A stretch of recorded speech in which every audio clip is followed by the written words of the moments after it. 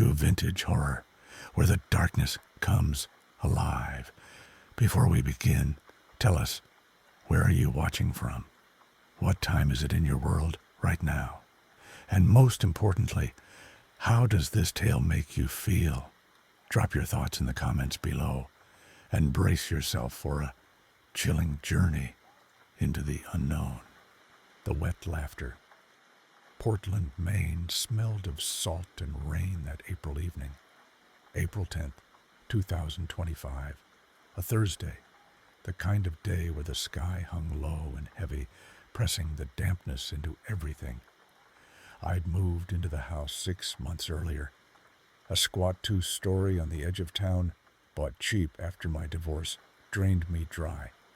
The realtor called it cozy, code for small, outdated, with a roof that leaked if you looked at it wrong. But it was mine. A refuge from the city's noise and Sarah's lawyers, and I'd spent the winter patching it up, sanding floors, painting walls, a dull gray to match my mood. The drizzle tapping the windows that night was a familiar soundtrack, a steady rhythm I'd grown to like until it wasn't alone. I was in the kitchen, washing dishes in the chipped sink, the water cold against my hands because the heater was on its last legs. The clock above the stove blinked 9:47 p.m., its green digits fuzzy from years of grease. The radio hummed low on the counter, some old jazz station, static, crackling through the saxophones, and I was half lost in it when I heard it. A laugh, soft, wet, like someone chuckling through a mouthful of water, bubbling up from somewhere behind me. I froze, suds dripping from my fingers, the sponge slipping into the sink with a faint plop. The radio droned on, but the laugh cut through it. Short, sharp, gone as quick as it came. I turned, slow, my socks silent on the linoleum, expecting, hoping. It was a trick of the rain, maybe the gutters gurgling outside. The kitchen was empty, table cluttered with mail, fridge humming in the corner, the back door locked tight, its glass fogged with condensation. Nothing moved. No one there. My pulse ticked up, a faint thud in my ears, but I shook it off, blaming the long day. Work at the hardware store had been brutal, restocking shelves in the damp chill. I dried my hands on a towel, the fabric rough against my skin, and grabbed a beer from the fridge, the cold bottle a small comfort. The laugh came again, louder, wetter, bubbling like a clogged drain, this time from the garage. I set the beer down, untouched, the glass clinking against the counter, and listened. The rain tapped harder now, a steady drum against the roof, but this was inside, distinct, alive. My throat tightened, a dry ache I couldn't swallow. Then I stepped toward the garage door, off the kitchen, its paint peeling in long, curling strips. The knob was cold, slick with humidity, and I hesitated, my hand hovering, the laugh echoing again. 3 beats, ha ha ha, each one dripping with that strange liquid edge. I opened the door, the hinges creaking slow and loud, and flipped the light switch. The single bulb flickered, casting a weak yellow glow over the concrete floor, the stacks of unpacked boxes, the old workbench I'd never bothered to clean. The air was thick, damp, heavy, with a smell of oil and wet wood. And the laugh stopped, leaving only the rain's patter against the garage roof. I stepped inside, my sneakers squeaking on the floor, and scanned the shadows. Nothing, just my car, a beat-up Toyota, parked in the corner, its hood streaked with rust. I exhaled, my breath fogging faintly in the chill, and turned to leave until I saw it. A drop, small, dark, glistening on the concrete near the workbench, like ink spilled from a pen. I knelt, the cold seeping through my jeans, and touched it. Wet, cool, no smell, just Water. Or so I told myself. Another fell. Plip. Beside it, then another. A slow drip from nowhere, the ceiling, dry above me. My stomach twisted, a cold knot forming. And I stood, backing toward the door, the light flickering again. The laugh erupted, right behind me. Wet, guttural. A gurgle that vibrated in my chest. I spun, heart slamming, and felt it. Breath on my neck, damp and warm. Like someone leaning close, exhaling through a soaked cloth. No one was there. I stumbled back into the kitchen, slamming the door, my hands shaking as I fumbled the lock. The laugh faded, muffled now, but it didn't stop. Ha ha ha. Seeping through the wood, persistent, mocking. I grabbed my phone, the screen lighting up 9:55 p.m., and called Mike, my oldest friend, the only one left in town who'd pick up this late. "You gotta come over," I said, my voice cracking. "Something's wrong." He arrived 20 minutes later, his truck rumbling into the driveway, headlights cutting through the rain. Mike was broad, bearded, a carpenter with hands like slabs of oak, and he stepped inside, dripping, shaking water from his jacket. "What's the deal, Nick?" he asked, eyeing me, pale, pacing, beer still untouched on the counter. "There's a laugh," I said, the words sounding stupid even to me. "In the garage, wet, like it's underwater, and drops." I felt breath. He raised an eyebrow, skepticism etched into his frown, but followed me to the garage door. The laugh was gone now, the house silent except for the rain, and I unlocked it, the knob slick under my palm. The bulb buzzed, steady this time, and Mike stepped in, his boots thudding on the concrete. "See?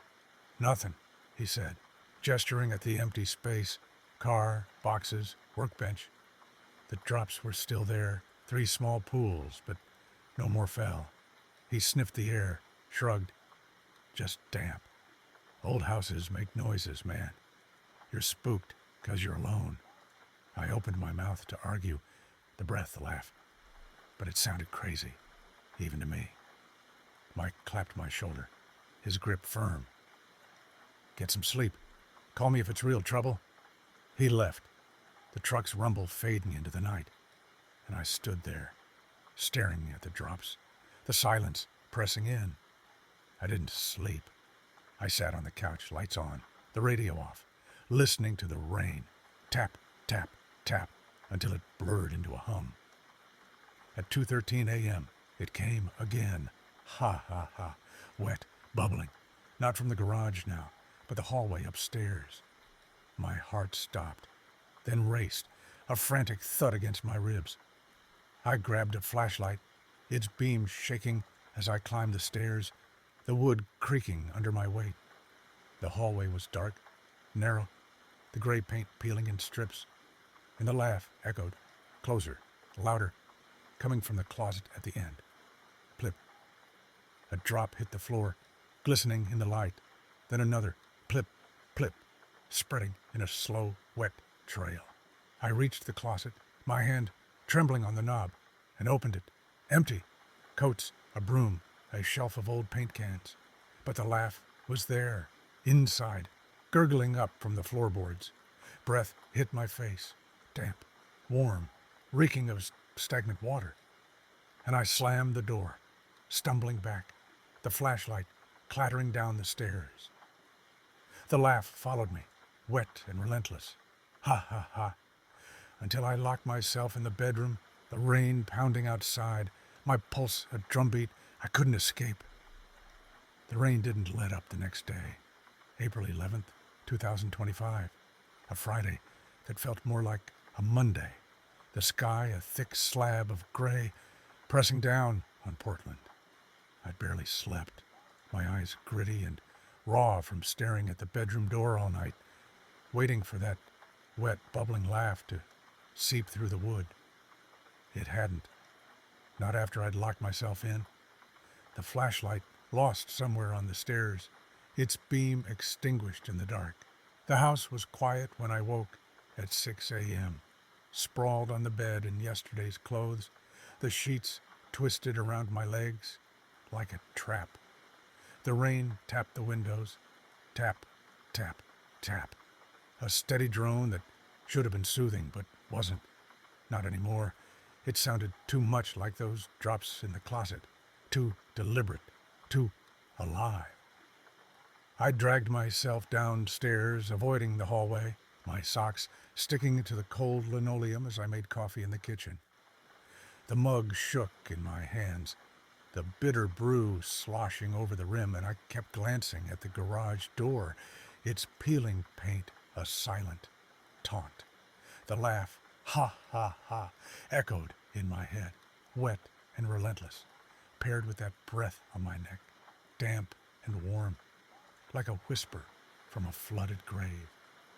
I told myself it was the house, old pipes, bad wiring, the kind of quirks you get in a place this cheap. But the drops, the breath, the way it moved, that wasn't pipes. That was something else.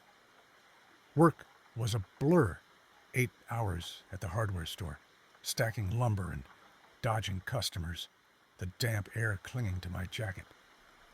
I kept my head down, my hands busy, but my mind spun, replaying the laugh, the closet, Mike's skeptical grunt. By 5 p.m., I was back home, the Toyota's tires crunching wet gravel in the driveway, the house looming under the drizzle like a hunched figure waiting for me. I sat in the car for 10 minutes, engine off, watching the windows, dark, empty, fogged with condensation. No laugh, no movement, just rain streaking the glass. I grabbed my bag, steeling myself, and stepped inside. The air hit me first, thicker than yesterday, heavy with dampness, the faint smell of mildew sharper now, cutting through the usual stale scent of old wood. I flipped every light on. Kitchen, living room, hall. The bulbs buzzing faintly, casting a harsh yellow glow that didn't reach the corners. The garage door stayed shut. I wasn't ready to face it again. I microwaved a frozen pizza, the hum of the appliance drowning out the rain for a moment, and ate standing at the counter, the cheese burning my tongue. Normalcy, I told myself. Routine would keep me sane. But my eyes kept darting to the stairs, the hallway above hidden in shadow, the closet door, a black slash in my memory. At 8:30 p.m. it started again. Not the laugh, not yet, but a sound. Plip, plip, a slow drip, faint, coming from upstairs. My fork clattered onto the plate, the noise sharp in the quiet, and I froze, listening. The rain tapped outside, steady, but this was inside, rhythmic, deliberate, like the drops in the garage, the closet. Plip, plip, plip. My chest tightened, a cold sweat prickling my skin, and I grabbed a flashlight from the junk drawer, new, heavier than the one I'd lost, its beam steady as I aimed it up the stairs. The hallway was dark, the light switch at the top useless from down here, and the sound grew, plip, plip, echoing off the peeling gray walls. I climbed, each step creaking under my weight, the wood damp under my socks, though it shouldn't have been.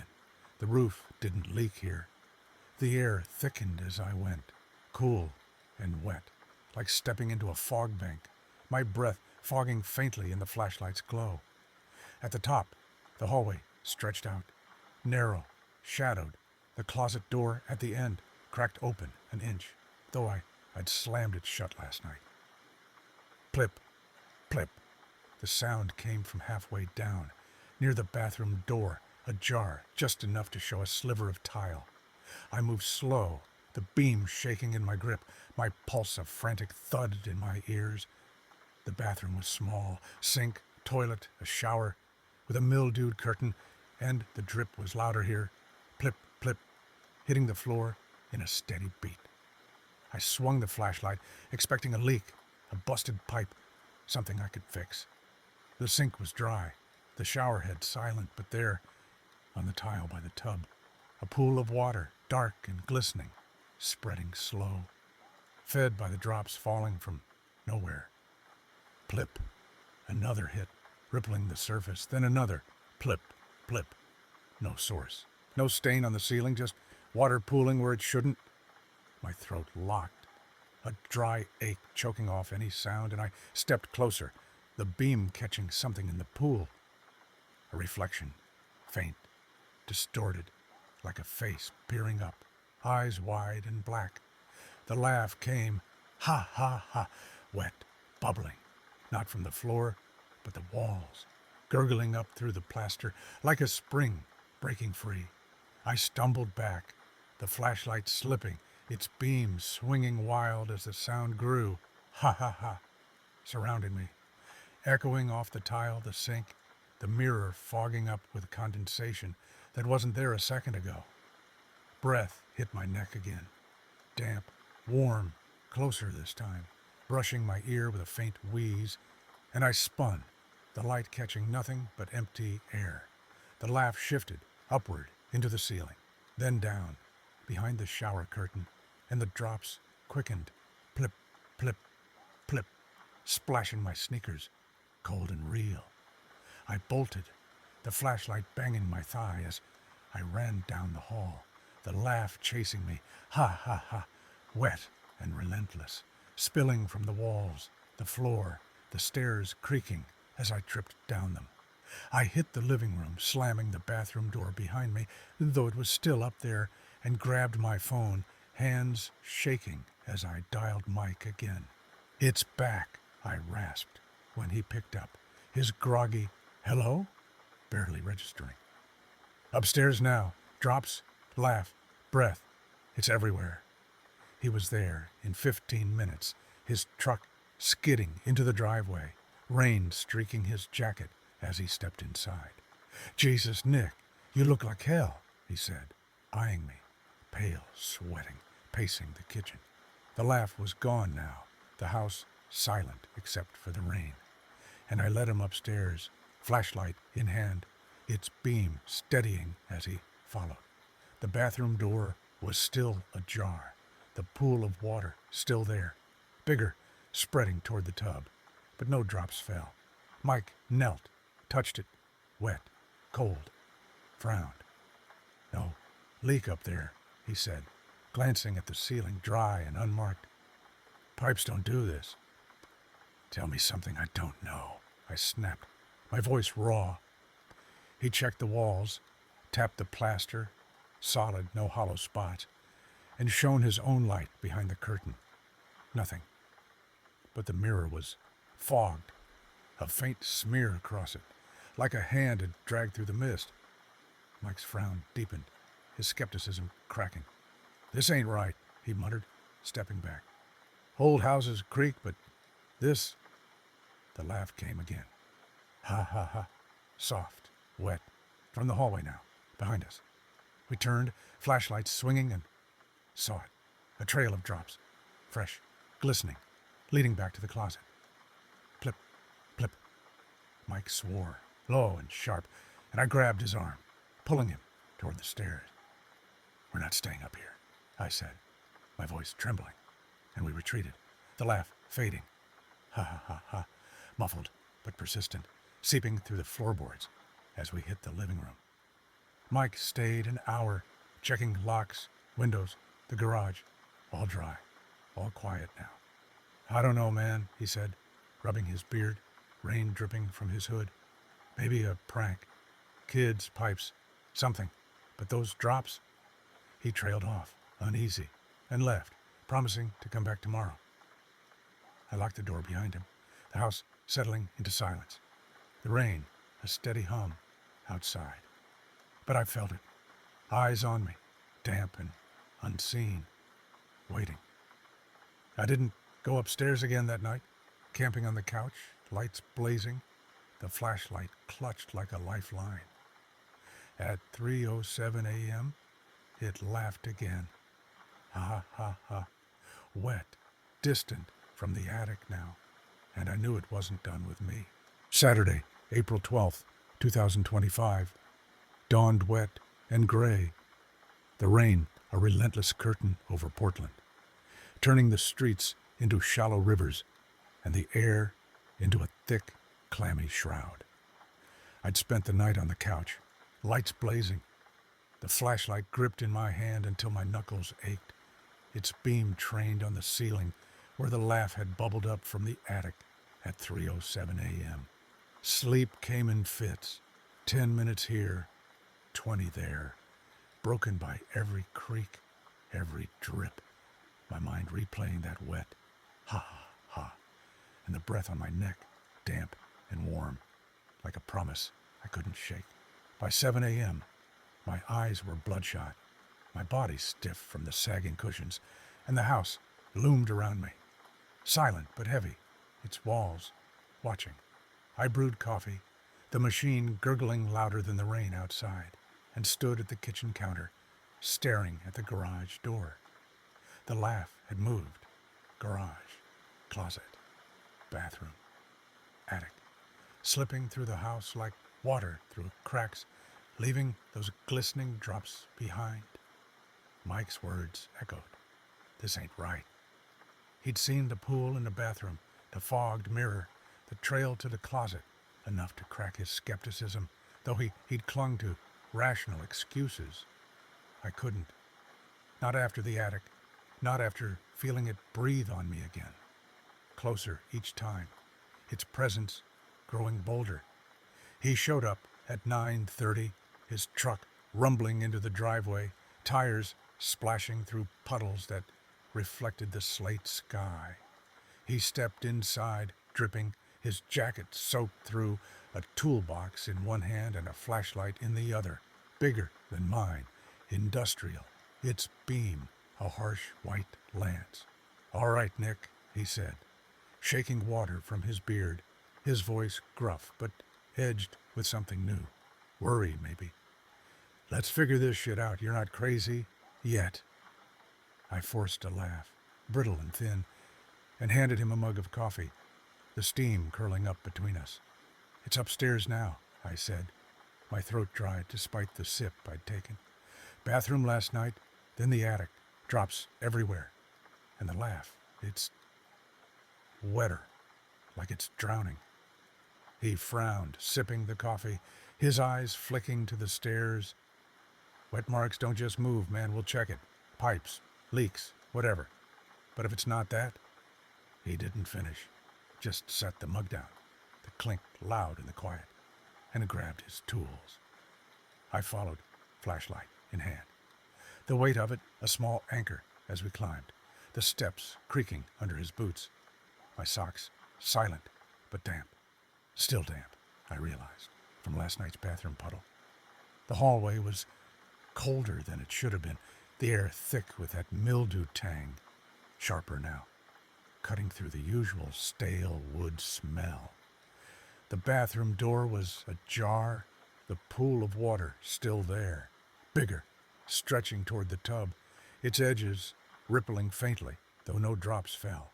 Mike knelt, his flashlight sweeping the tile, the beam catching the reflection again, distorted, eyeless, a face that wasn't there when I blinked. "No leak," he muttered, tapping the ceiling with a screwdriver. Dry, solid plaster. "No pipes run here. This is bullshit." He stood, brushing his hands on his jeans, and shone his light on the mirror. The fog was gone, but a smear remained, faint, greasy, like fingers dragged through mist, too long to be human. My stomach twisted, a cold knot tightening, and Mike's jaw clenched, his skepticism crumbling further. "That wasn't here last night," he said, low, stepping back. "Was it?" "No," I whispered, my voice barely carrying. The laugh came. Ha ha ha. Soft, wet, from the closet down the hall, bubbling up like a spring breaking through stone. We turned, flashlight swinging, and saw the trail. Fresh drops, dark and glistening, snaking from the bathroom to the closet door, now wide open, though I'd left it shut. Plip, Plip.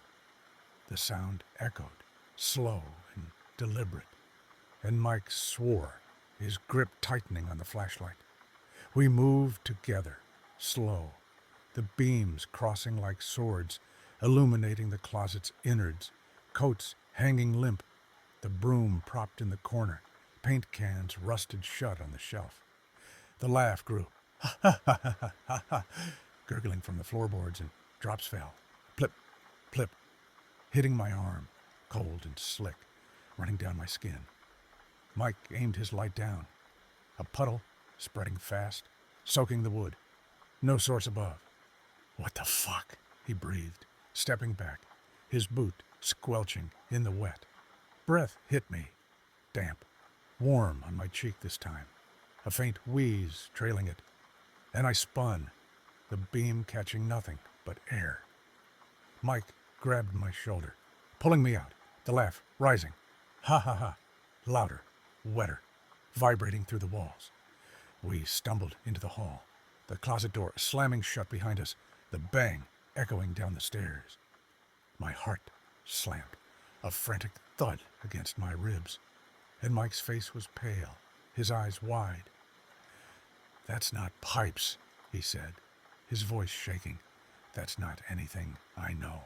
We retreated to the kitchen, lights on, the rain pounding outside, and Mike paced, his boots leaving wet prints on the linoleum. "We need to know what this is," he said, stopping, his hands flexing. "House history, old owners, anything. You got papers from the sale?" I nodded, digging through the junk drawer. Bills, keys, a faded manila folder from the realtor. I spread it on the table, coffee mugs shoved aside, and we poured over it. Built 1942, sold 5 times, last owner a widow, Clara Henshaw, moved out in 2018 after 10 years. "No deaths listed," I said, scanning the deed, my fingers trembling. "Just vacancies, long ones, cheap sales." Mike frowned, tapping the table. "Clara Henshaw, name rings a bell. My uncle worked real estate here. Said some houses sat empty 'cause of stories.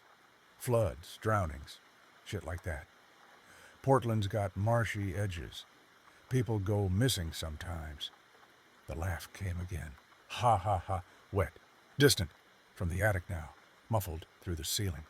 We froze, flashlights snapping up, beams piercing the dimness above the stairs. Plip, plip, drops hit the table, slow, dark, falling from nowhere, pooling around the folder. My breath fogged, the air plunging cold, and Mike grabbed his phone, dialing fast. "Uncle Pete," he said, voice low. "Need you to check something. Old Henshaw place, off Route 12. "What's the story?" Pete's voice crackled through, gruff and slow. "That dump? Flooded bad in '63. Marsh overflowed, took out the garage. Woman drowned out back. Henshaw's sister, I think. Body washed up a week later, half buried in mud. House was cursed after. Tenants heard stuff, left fast. Wet stuff, Nick. Laughing, dripping. You in it now?" Mike's face drained, his phone trembling as he hung up. "Drowned," he said, staring at me. 1963. She's still here." The laugh erupted. Ha ha ha. Louder, wetter, from the stairs now. Descending, slow, each gurgle paired with a plip, plip that echoed off the walls. The lights flickered, the kitchen dimming, and breath hit my neck. Damp, warm, a wheeze turning into a word.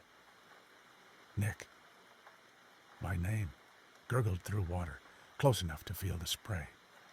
I yelled, scrambling back, Mike dropping his flashlight, its beam spinning wild as the laugh surrounded us. Ha ha ha, wet, relentless, filling the house like a rising tide. The kitchen lights flickered back to full strength after that laugh. Ha ha ha, gurgled my name, Nick, through a spray of damp breath that left my neck cold and slick. It was Saturday night, April 12th, 2025, pushing past 10 p.m. And the rain hammered Portland harder now, a relentless roar against the roof that drowned out the usual hum of the fridge. Mike stood frozen across the table, his flashlight still spinning on the floor, its beam cutting wild arcs through the dimness, before I snatched it up, hands shaking, and aimed it at the stairs. The laugh faded, wet, bubbling, trailing off into the walls. But the drops remained, dark pools spreading across the linoleum, glistening in the harsh light like spilled ink. My pulse slammed, a frantic thud in my chest, and Mike's face was ashen, his beard trembling as he whispered, "It knows you." I couldn't speak at first, my throat locked tight. The word, my name, replaying in my head, gurgled through water like a voice from the bottom of a well. "Yeah," I managed finally, my voice raw, barely audible over the rain. It said it, "Nick. Right here." I touched my neck, fingers coming away, wet, the skin clammy and cold, and Mike's eyes widened, his skepticism shattered into something closer to panic. "We're not staying," he said, grabbing his toolbox, the metal clanking as he hefted it. "Grab your shit, keys, phone, whatever. We're out till we know what this is." His voice shook, but it was firm. A lifeline I clung to as I snatched my jacket from the couch, the fabric damp from the air, and my keys from the counter, the ring jangling in my grip. The laugh came again. Ha ha ha. Soft, wet from the living room now, behind the couch, and drops fell. Plip, plip, hitting the hardwood. A slow trail forming toward us. Mike yanked the front door open, rain blasting in, and we bolted, the cold water soaking my jeans. As we stumbled to his truck, the engine roared to life, headlights slicing through the downpour, and we peeled out, tires splashing through puddles that swallowed the gravel. I glanced back. The house stood dark, its windows fogged, a faint glow from the kitchen lights we'd left on. But something moved. A shadow, blurred, wet, sliding across the glass. My stomach lurched, and Mike gripped the wheel, his knuckles white. "Pete's place," he said, voice tight. "He's got records, old listings, stories. We need more than drowned in '63. Pete lived 10 minutes away, a ramshackle bungalow on the edge of town, its porch sagging under stacks of newspapers and a rusted bike. He was awake. Retired realtors don't sleep much, he'd always said, shuffling to the door in a bathrobe, his gray hair wild, eyes narrowing as he saw us dripping on his mat. "What's this now?" he grumbled, letting us in, the air inside thick with cigarette smoke and the musty smell of old paper. "Henshaw House," Mike said, dropping his toolbox by the door, water pooling around it. "Nick's place. It's bad. Laughing. Wet. Knows his name. You said drowning. What else?" Pete's frown deepened, his gaze flicking to me. Pale. Soaked. Trembling. And he shuffled to a filing cabinet in the corner, its drawers screeching as he pulled them open. "Clara Henshaw's sister. Mary," he said, digging through yellowed files, his voice slow, deliberate. "Flood of '63. Marsh swelled up after a storm, took out half the block. Mary was out back, drunk, they said. Tripped into the runoff, got pinned under debris. Waterlogged her lungs, found her a week later, tangled in roots, mud up to her eyes.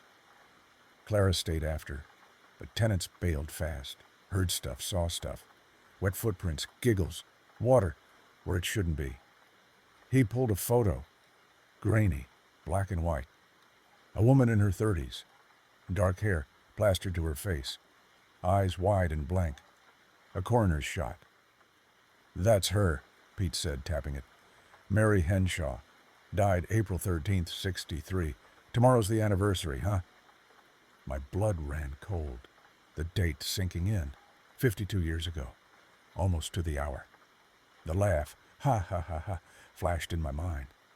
Wetter now, personal. And I saw her, drunk, drowning, laughing through the muck as it took her. Anything else? Mike pressed, leaning over the table, his hands flexing. Pete shrugged, flipping through a notebook. Clara's, he said, left when she sold the place. She wrote about it. Late entries, shaky. Mary's back, laughing in the walls, water everywhere. She's mad I didn't help. Clara moved to a nursing home, died there. House sat empty till you, Nick. The laugh hit. Ha ha ha. Not in my head this time, but here, in Pete's living room, wet and bubbling, a gurgling cup from the floorboards. We froze, Pete's cigarette dropping to the rug, smoldering as drops fell. Plip, plip, around it, dark and slick, pooling fast. What the hell? Pete started, but the breath came. Damp, warm, on my neck again. A wheeze turning into Nick, sprayed across my skin like a splash. I yelled, scrambling back, the chair toppling, and Mike grabbed his flashlight, its beam swinging wild. The laugh grew. Ha, ha, ha, ha, circling us, wetter, louder, the walls creaking as if soaked through. Out, Mike shouted, shoving Pete toward the door, me stumbling after, the drops chasing. Plip, plip, splashing my boots. We hit the porch, rain blasting us, and piled into the truck. Pete wheezing in the back, his bathrobe sodden. The laugh faded as we pulled away, but the rear view showed it. Pete's windows fogging, a shadow sliding across them, wet and blurred, like it had followed us here. We crashed at a diner off Route 1, neon buzzing overhead, the smell of grease and burnt coffee grounding us. Pete chain-smoked, hands shaking, while Mike and I sat silent, rain streaking the windows. She's mad, Pete said finally, exhaling a plume. Mary, mad at Clara, mad at everyone who stayed. You're in her house, Nick. She knows you now. I stared at my reflection in the glass, pale, hollow, wet hair plastered to my skull, and felt it, faint but real. A dampness on my neck, a whisper I couldn't hear over the diner's hum, but it was there. Nick, it had said, and I knew it wasn't done. Midnight ticked past. April 13th, dawning, the anniversary. And the rain pounded harder, a rhythm too close to that laugh. Ha ha ha. Wet, personal mine. Mike slammed his mug down, coffee sloshing. We need more. Library, records, something. Tomorrow we dig. She's tied to that house. Flood, death, whatever. We find it. We stop it. His voice was steel, but his eyes betrayed him. Fear, raw, and new. I nodded. My hands clenched, the dampness spreading under my collar, a cold I couldn't shake. The laugh echoed in my skull. Ha ha ha. And I wondered if it had ever let me go. The diner's neon buzzed above us as dawn broke on April 13th, 2025. A Sunday, the anniversary of Mary Henshaw's drowning 52 years ago. And the rain outside pounded Route 1 like a drumbeat that wouldn't quit. We'd been there since midnight, Mike, Pete, and I. Huddled in a booth after that wet laugh, gurgled Nick at Pete's place, chasing us out into the storm. My coffee sat cold, untouched, the mug slick with condensation that mirrored the dampness still clinging to my neck. A chill I couldn't scrub away no matter how many napkins I used. Mike slumped across from me, his eyes bloodshot, hands flexing around a half-empty cup, while Pete chain-smoked at the end, ash piling in a saucer, his bathrobe a sodden mess from the night's chaos. The clock above the counter ticked to 6:15 a.m., its hands sluggish, like time itself was drowning in the deluge. We can't just sit here, Mike said finally, his voice rough, breaking the heavy silence that had settled after Pete's living room turned wet and alive. It's in your house, Nick. Mary, whatever she is. We need to know why, how to stop it. He leaned forward, elbows on the table, coffee sloshing over the rim. Library opens at 9 a.m. Public records, flood maps, anything on 63. Then we go back. Back. My voice cracked, sharp and loud, drawing a glance from the waitress wiping down the counter. You heard it, Mike. It said my name. Felt it? Breath. Wet. Right here. I jabbed my neck, fingers trembling, the skin still clammy, despite the diner's heat. You're not running, he cut in, eyes hard, unwavering. Not yet. We sell it. Fine. But we figure this out first, or it might follow you. Pete's right. She's mad. At Clara. At you. At anyone in her space. We find what's holding her there. His tone was steel, a lifeline I gripped despite the terror clawing my chest. Pete exhaled a plume of smoke, coughing wetly into his sleeve. Marsh took her. Flood of 63 was a freak thing. Water rose 6 feet in hours, swallowed the block. Clara's note said Mary laughed before she went under, drunk, hysterical, like it was a joke. Maybe that's why it's wet, why it laughs. He tapped the table ash, scattering. Check the land. Something's buried. Keeping her. Find it. Move it. Might let her go. I nodded, slow, my stomach a knot of ice. That laugh. Ha ha ha. Wet and bubbling, paired with that breath, that touch. It wasn't just sound anymore. It was personal, physical. A claim sinking into my bones. We paid the tab, $5 for hours of refuge, and piled into Mike's truck, the rain blasting us as we drove to Portland's library, a squat brick building downtown, its windows fogged like my house's, like something was breathing inside. The librarian, Ruth, gray-haired and stern, unlocked the doors at 9 o'clock sharp, eyeing us warily as we dripped onto her clean floor. Records rooms in back, she said, pointing with a bony finger, her voice clipped. Flood stuffs on microfilm. 63 was a mess. We followed, Pete limping in his soaked slippers and settled at a table piled with film reels and a clunky reader. Mike loaded the first reel, the machine whirring as grainy newsprint flickered across the screen. Headlines blaring, flood devastates east side, 5 dead in marsh surge, Henshaw woman lost to waters. There she was, Mary Henshaw, 32, unmarried. A blurry photo from a 62 church picnic showing her with dark hair and wild eyes, a bottle half hidden in her hand. The article detailed it. April 13th, 1963. A storm swelled the marsh buzzed behind Clara's house. The drainage ditch overflowing. Water surging. He's 6 feet deep in hours. Mary, drunk, stumbled out back. Neighbors heard her laughing, a wet, bubbling cackle, before she vanished under the flood. Her body washed up a week later, tangled in roots, mud caked up to her eyes, lungs waterlogged. Accidental, the coroner ruled, but whispers called it cursed. Tenants, after reported wet footsteps, giggles, water pooling where it shouldn't. Mike swapped reels, pulling up flood maps, crudely drawn, yellowed, showing the ditch, snaking through my backyard, rerouted in 64, after the disaster. Pete dug through Clara's journal, his fingers trembling as he read aloud, voice raspy.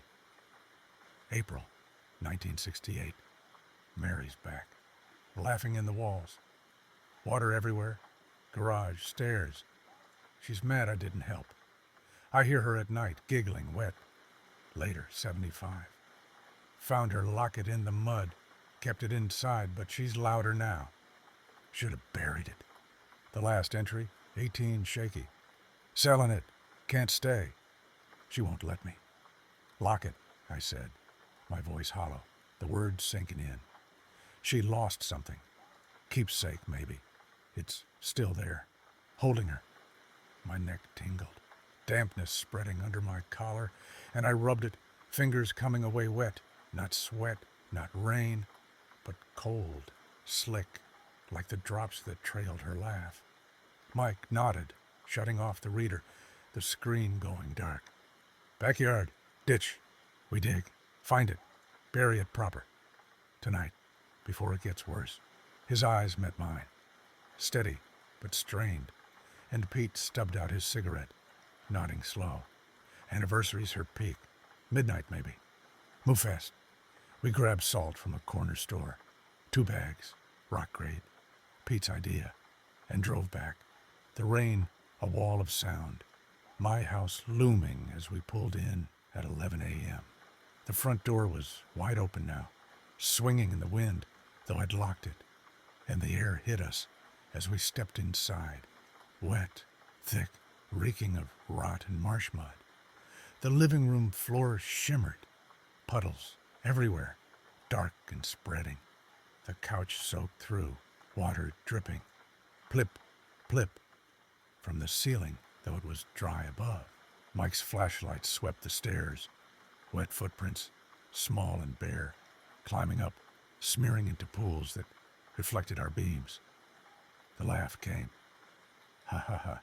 Wet, bubbling, from the hallway above, gurgling through the walls like a burst pipe. My chest tightened, breath fogging in the cold, and Mike gripped my shoulder, his voice low. Stay with me. We climbed the steps, creaking, damp under my sneakers, Pete trailing with the salt, his breath wheezing. The hallway was a swamp, puddles pooling, walls streaked with wet trails, the closet door at the end wide open, a black void beyond. Plip, plip, drops fell, hitting my face, cold and slick, and the laugh grew. Ha ha ha. Louder, wetter, echoing from the bathroom now. We pushed in. The tile was flooded, water an inch deep, rippling with no source. The mirror fogged thick, a handprint smeared across it. Too long, too thin. Breath hit me, damp, warm, on my cheek. A wheeze turning into Nick, sprayed with a faint splash. And I stumbled back, yelling, the flashlight slipping, its beam swinging wild. Mike grabbed the sink, steadying himself as the laugh erupted, ha ha ha ha, surrounding us, gurgling from the tub, the walls, the floor. Something touched me, wet, cold. A hand brushing my arm, slick and bony, gone when I swung the light. She's here, I shouted, voice breaking, and Pete sprinkled salt, the crystals dissolving into the flood, useless. The laugh shifted, ha ha ha, to the attic, the hatch in the ceiling dripping. Plip, plip, dark water onto my head. Mike pulled the cord, the ladder groaning as it dropped, and we climbed, the air colder, wetter, the attic a maze of beams and insulation soaked black.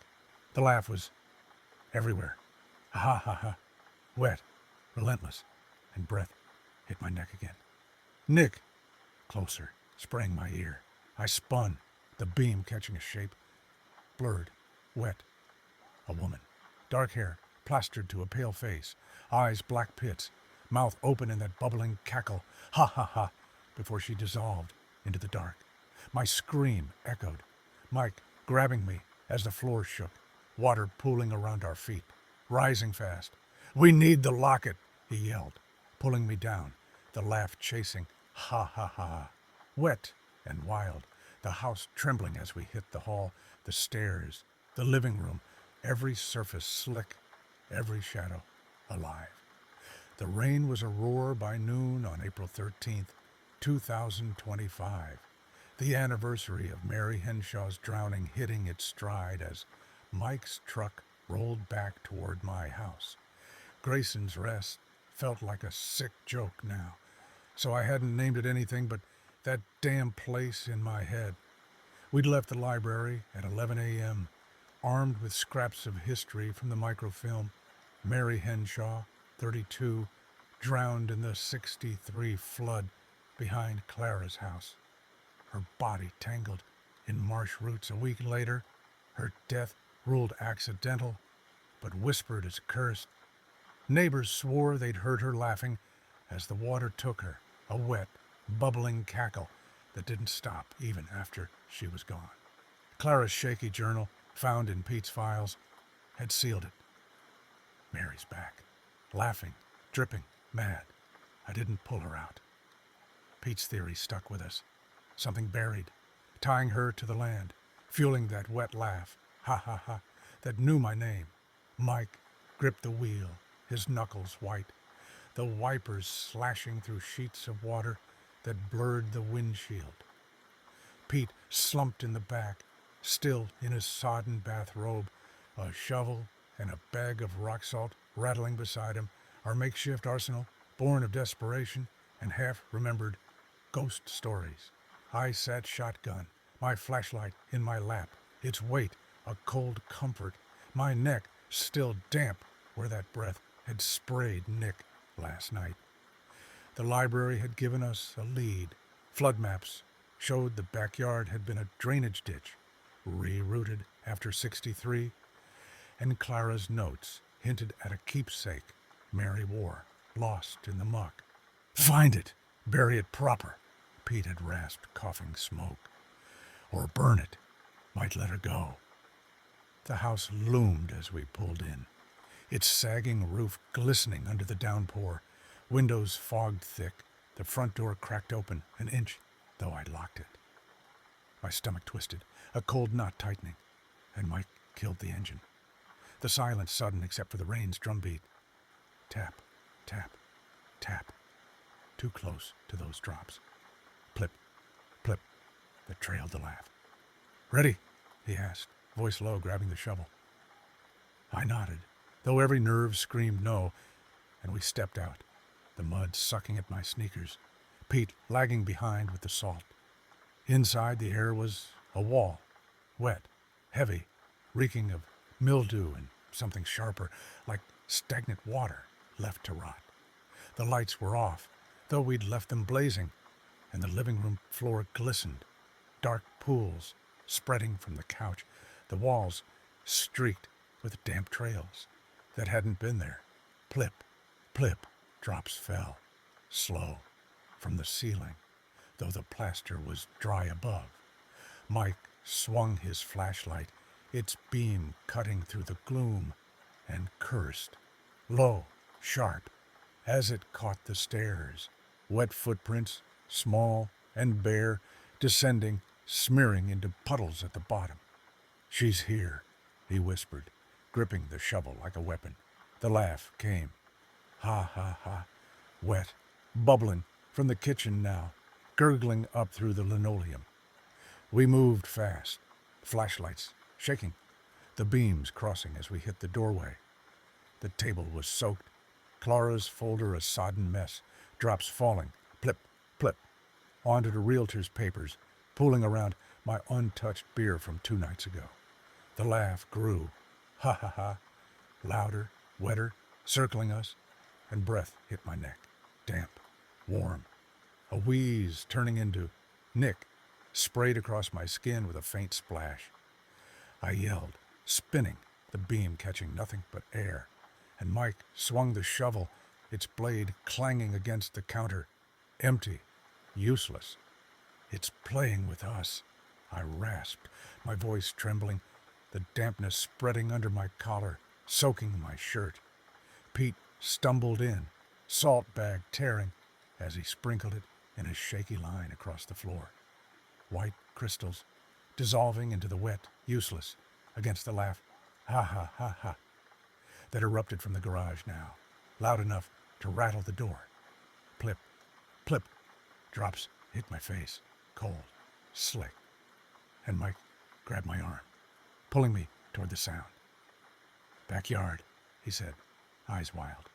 "It's out there, whatever's holding her." We burst into the garage, the concrete slick underfoot. My Toyota's hood fogged with condensation that dripped, plip, plip, onto the floor.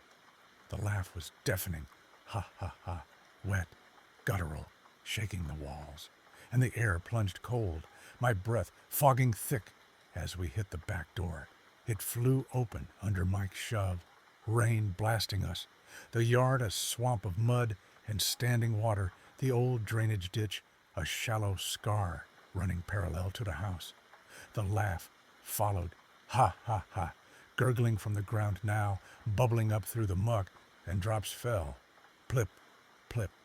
Not rain, but heavier, darker, splashing my arms, my face.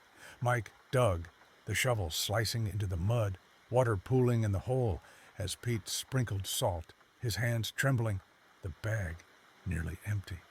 "Here!" Mike shouted, the blade clanging against something hard. A metal box, rusted shut, half buried in the ditch. I knelt, mud soaking my jeans, and pried it open with my flashlight's edge, the hinges screeching. Inside, a locket, silver, tarnished, its chain tangled around a clump of wet hair, dark and matted, and a photo, Mary, younger, laughing, her eyes wild even then. Her keepsake, Pete rasped, rain streaking his face. "Bury it, deep." The laugh exploded.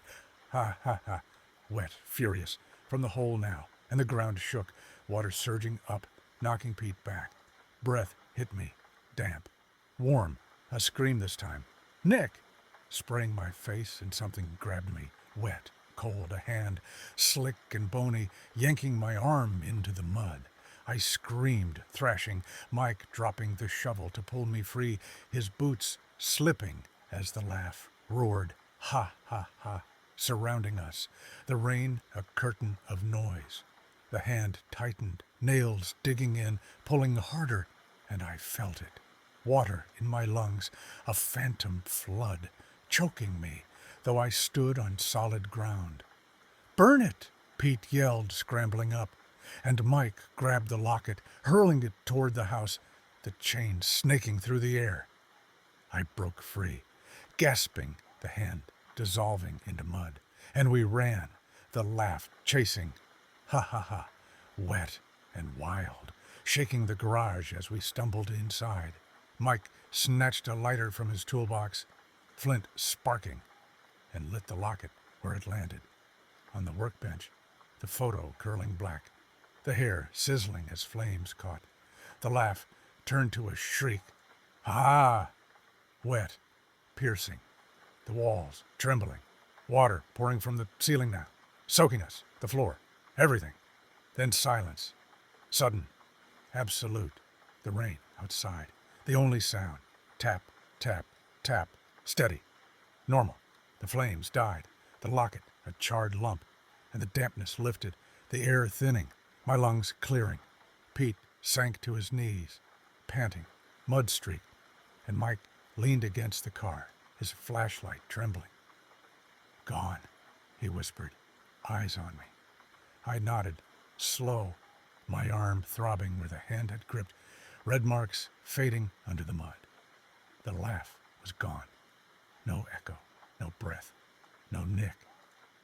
The house exhaled, its weight easing, the puddles still but shrinking, evaporating into the concrete.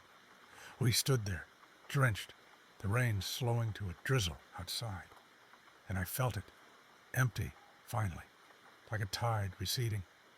The rain tapered off by dawn on April 14th, 2025, a Monday that felt like it belonged to a different world. After the madness of the weekend, the sky over Portland hung heavy still, a bruised gray, but the downpour had softened to a drizzle, tap, tap, tap, against the garage roof where Mike, Pete, and I stood, soaked to the bone, staring at the charred lump that was once Mary Henshaw's locket. The air smelled of burnt metal and wet earth, the faint hiss of the dying flame swallowed by the quiet that settled after her shriek. Ha! Faded into nothing. My arm throbbed where her wet, bony hand had gripped me in the backyard, red marks fading under the mud caked on my skin, and my lungs still burned from that phantom flood, though I could breathe again. Shallow, shaky, but real. Mike leaned against the Toyota, his flashlight dangling limp in his hand. its beam flickering out as the battery died. Pete slumped on an overturned crate, his bathrobe a muddy ruin, the empty salt bag crumpled at his feet. The garage floor was slick, puddles shrinking, evaporating into the concrete like a fever breaking, and the house felt different, lighter, as if it had exhaled a weight it had carried for decades. "Gone?" Mike asked, his voice rough, eyes on me, searching for confirmation I wasn't sure I could give. I nodded, slow, rubbing my neck where that damp breath had sprayed Nick too many times. "Yeah, I think so." The laugh, ha ha ha, wet and bubbling, was gone. No echo, no gurgle, no whisper chasing me through the walls. The silence was absolute, broken only by the drizzle outside, a normal sound now, not a mimic of those drops, plip, plip, that had stalked us. The locket's destruction, photo curling black, hair sizzling, had severed something, sent Mary wherever she'd been meant to go after that flood in '63. We didn't stay long. Mike grabbed his shovel, Pete his lighter, and I locked the garage door. Not that it mattered anymore, but habit drove me. The house stood quiet as we left, its windows clear of fog, the front door shutting with a soft click instead of a groan. I didn't look back as we piled into Mike's truck, the engine rumbling to life, tires crunching wet gravel as we pulled away. "Hotel?" Mike asked, glancing at me, his beard streaked with mud. "Yeah," I said, my voice flat, exhaustion sinking in. "Can't sleep there?" "Not yet." Pete grunted agreement from the back, lighting another cigarette, the smoke curling out the cracked window into the damp air. We crashed at a cheap motel off Route 1, $10 a night, stale sheets, a heater that rattled but worked. I showered, the hot water washing away mud and that lingering dampness, though my skin still prickled where she'd touched me. Neck, arm, a memory I couldn't scrub off. Sleep came fast, dreamless, the first real rest in days, and I woke at noon to sunlight, weak, filtered through clouds, but sunlight spilling through the blinds. Mike was already up, coffee brewing in a cheap pot, Pete snoring on the cot by the wall. "Called the realtor," Mike said, handing me a mug, the steam warm against my hands. "Told her you're selling fast. She's got a buyer lined up, some investor who doesn't ask questions. Cash deal, done by Friday."